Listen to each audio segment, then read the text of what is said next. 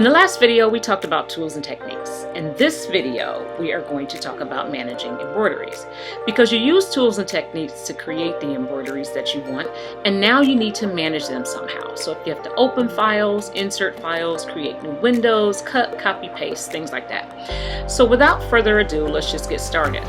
I clicked on my P+ icon at the bottom of my dock, and this work area automatically appears, and that's how it does every time.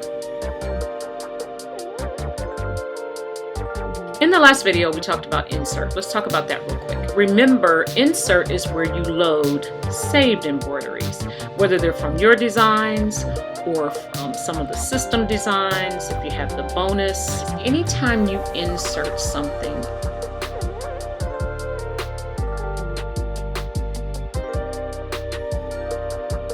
the design will be placed in the current window.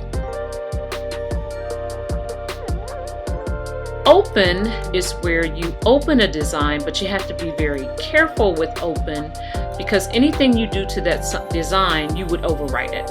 Now I'm going to open a system design right here to show you what I mean. See how this pops up? Now this will not pop up on your own designs, of course, but you have to remember that when you're working in open, or open recent for that matter, which is just a list of recently edited embroideries. When you work from those two, you have to work from copies. So this gives you an opportunity to duplicate it. And so now, once you duplicate it, let's talk about that duplicate. Oh, why did I do that? I zoomed, didn't I? I talked about zoom in the last video. If you've not watched that last video, you want to do that. So now that I've duplicated, this is the original, and you can see that it says lock. You can't do anything with that, so I'm going to close it out. When you duplicate it, you'll get the original file name with copy behind it. Now I'm just going to save it. When I save it, I'm going to get a save dialog. It's going to say, hey, this is Hummingbird 1 and it's a copy, and I'm just going to call it hum. Select the folder where you want it to be. I'm going to keep it in my designs, and then I'm going to say save. You can see where the file name I saved it at appears there. Now, if I go on and make further changes, let's say I want to add some lettering. And I told you in my last video, now you can scroll up and down all day long here, searching for fonts, or you can do like I did and create your little fonts guide. It's only 59 pages long, and it certainly does come in handy. I think I'm going to use the Gothic. All right, so I'm going to choose the Per Gothic 20 to 50 millimeters. I'm going to say,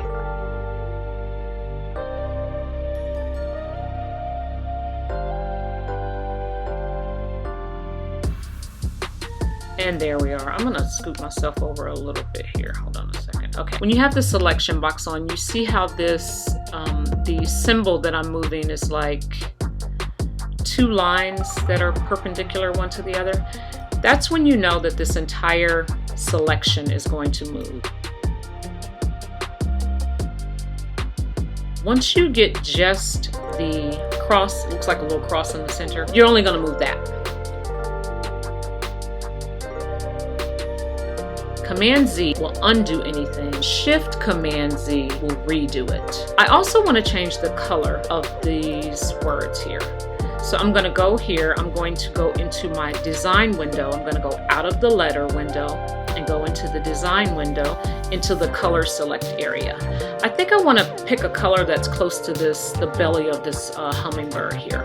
So I'm going to scroll, looks like a burnt orange, some shade of orange. What do you think? What do you think? Let's see. Burnt something. Ooh, Pro Cinnamon. Let's try that. 2611. That's not terrible. It's not as deep, but it'll work. So 2611. Since I know that number, I'm going to type it in the search box there.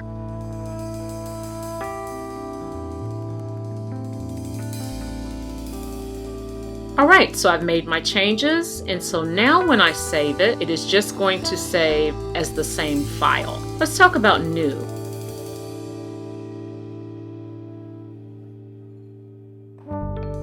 I haven't really used new that much, but I know it's where you paste embroideries. So with the Ultra program, there's other modules. There's like a modify module, a create. What I think you can do is paste from one module to another, or you could actually paste within this program. Let's see, but you really wouldn't have to paste, right? Because you could insert. So you'd only want to paste something if it was in a different program, I would say. so I'm not even going to go through that. But what I will say is that if you just wanted to open a new window, you can go in here and type lettering.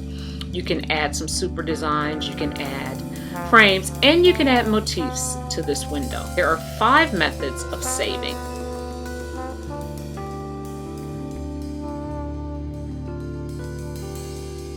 I think I just did the duplicate. So when I duplicated it, I had to save it. I gave it a new name. So that's one method. Another method is save on close. I'm going to insert this purple cardinal here. You will notice that in my file, it's called Purple Bird. Let's go to Purple Bird.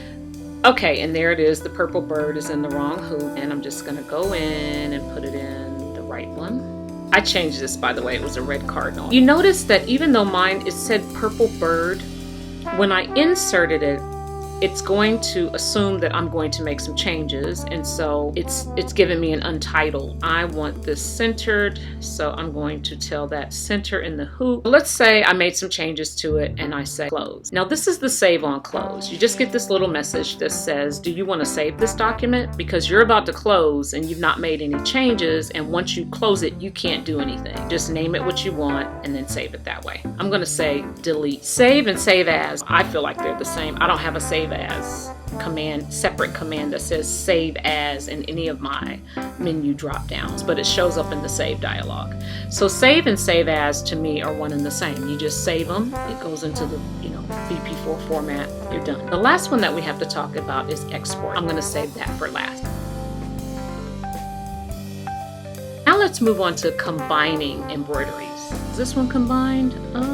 I think it is. Now, I'm looking to see if it's combined, because once a design is combined, you will notice that the information changes in the design window and the color select area. So I think this one is already combined. Let's go back to the hummingbird that I just created not long ago.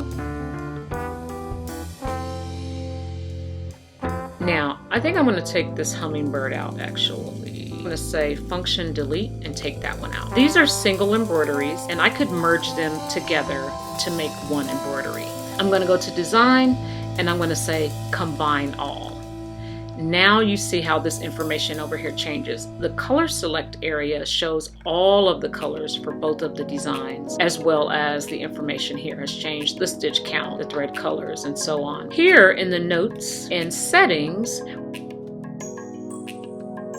when I click on this little pencil here, it's going to bring up this information here. This is something that I don't have. Here it tells you that below there should be a keyword selector to help you enter appropriate notes. The keyword selection comes from the super designs. In essence, the same drop-down box appears over here in notes, but I don't have that for some reason. Mine is blank, so I have to figure out why that is. You can store up to 2,000 characters here, as well as in the settings, 2,000 characters here. Now the nice thing about this program is that when you merge the two embroideries, the notes also combine. There may be some information that's duplicated.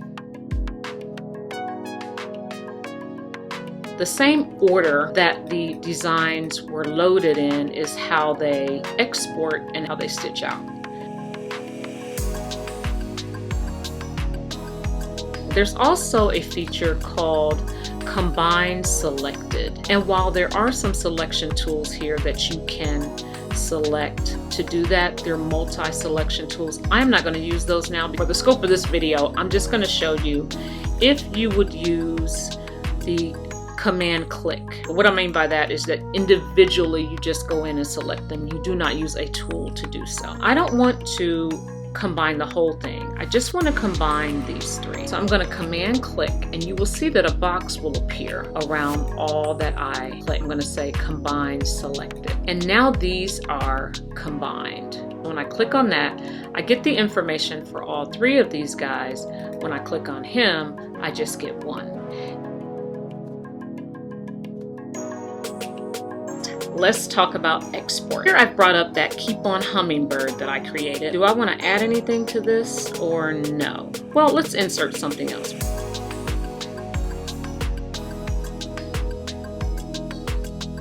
Let's export. So when I export, it's going to save the project, and it's going to give me this export dialog box here.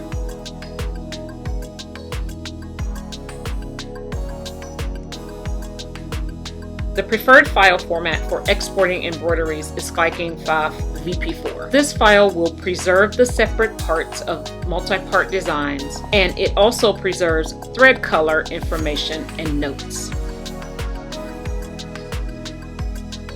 Let's go to configure. We talked about that in not the last video, but the one before it, I believe. So remember, there's utilities here, appearance, import. Export is where we want to be. This information right here, the optimized for sewing area, is what you have that's going to help you with your stitch out. So these are the options that we selected in configure when we save in the VP4 format, or any other format for that matter. Combining is where you merge the embroideries into a single embroidery during export. Remove overlap is where you prevent areas of stitches building up where embroideries overlap. Overlap is not available when combine is not selected. Color sort will reduce the number of thread colors during export. And then the optimized stitch length will automatically remove small and insignificant stitches. So again, you get this dialog here. None of these apply because we don't have any decorations, and we don't want to do any reverse embroidery, so that doesn't apply. And so then you just say continue. Now remember, this little extension here is also in the configure. I'm going to go back right here. It says, so you could change this to anything you wanted. Now I don't mind it being the word exported, so I left it there. So here you would just save it as an export. Put it in whatever folder you desire and then save it that way. You can rename an embroidery in the currently selected window. If the embroidery has not been saved, the Save dialog is displayed so that you can save your embroidery. If the embroidery has been previously saved, you can rename the embroidery in the application title bar. Originally, I named this embroidery No Horseplay, but then I thought that's no fun, so I changed it to Horseplay All Day.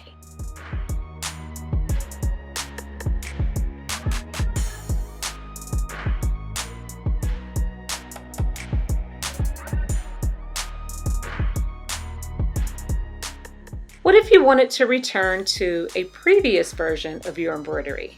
In this case, you would use the Revert to in the File menu. Create an embroidery project using existing designs, text, frames, and super designs. You can see here that I started out by using various fonts of lettering, creating the word Revert. Once you're satisfied at some point, choose File, Save, to save the embroidery. And then go in and make some more changes to the embroidery. I decided that text was not enough. I'm going to go ahead and add some super designs.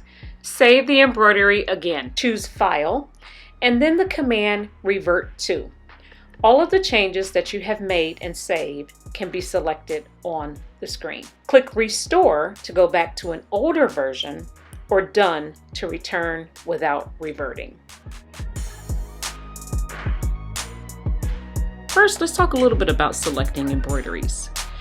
On all tabs except the Modify tab, the currently selected embroidery is shown with a selection box around it. The selection box has square resize handles on the corners, triangular flip handles on the top and left, and a circular rotate handle on the right. If a selection box has round handles on its corners, part of it is outside of the selected hoop. Move it into the hoop or change the hoop size. The handles are blue if in resize mode. This means that the density is retained when resized. The handles are white in scale mode, which means the stitch count is retained when resized. The handles are green for lettering, super designs, frames, and flourishes, and light green for monograms. If no design is selected, there's no selection box and the color worksheet appears blank. Moving on to Fix as Stitches. Use Fix as Stitches to fix the selected subdesign or subdesigns as an embroidery. To use Fix as Stitches, select Design from the menu bar and then select Fix as Stitches. Immediately you will notice that the selection box goes from being green to becoming white. Designs such as lettering, super designs, frames, and monograms can be resized with constant stitch density, and the stitch types can be adjusted until they're actually fixed, as if you selected the Fix as Stitches command. Splitting for multi-part hoops. For the intelligent split, automatically calculate a split line that cuts the minimum number of stitches and minimizes cuts Straight line split, on the other hand, cuts the embroidery straight across the center line of the overlap zone. These two split methods are quite a bit more detailed than that. Further discussion about the intelligent split and the straight line split will be discussed in future videos. In addition, knowing how to export applique pieces as well as to export a decoration template is part of being able to manage your embroideries. Since I don't have an automated cutter and I've not worked with decorations as of yet, I'm going to reserve these two topics for a future video. Designs from the MySewNet library are open in a protected state. Only those who have a subscription to the MySewNet library have access to these protected designs. If that's you, refer to your reference guide or user's guide for additional information. Well, that's it, for now at least. Hopefully you have learned something new about managing your embroideries. Until next time, peace and blessings.